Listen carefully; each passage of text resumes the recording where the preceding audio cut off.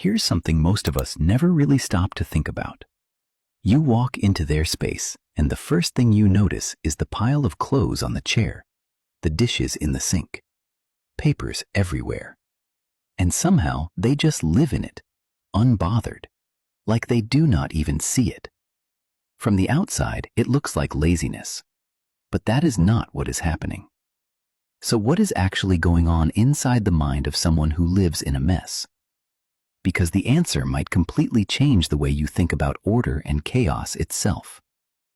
Here's a quick deal. If you want more content like this that breaks down real human psychology and helps you understand yourself and the people around you, make sure you subscribe, hit the like button, and drop a comment saying "seen" so I know this is reaching the right people. Now let's get straight into it.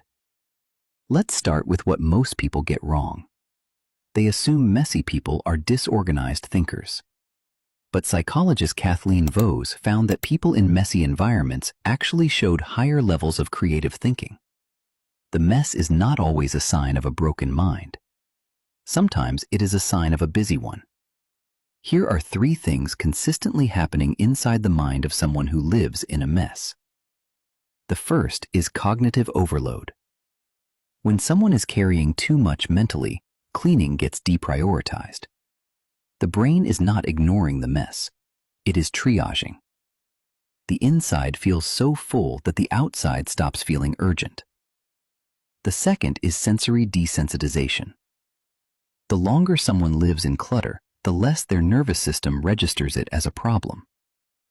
Environmental psychologists call this habituation. What overwhelms a visitor becomes invisible to the person living there. The third is the intention-action gap. Messy people often know exactly what they want their space to look like, but the gap between that image and reality feels too large to start. So instead of starting, they stall. The motivation exists, the follow-through does not. And maybe that is the most thought-provoking insight of all. A messy space is rarely about laziness. It is about what is happening underneath. A mind stretched too thin. Senses that have gone quiet. The mess on the outside is almost always a message from the inside. Drop a comment below. Are you someone who thrives in a little chaos, or does a messy space completely drain your energy? I read every single one. See you in the next one.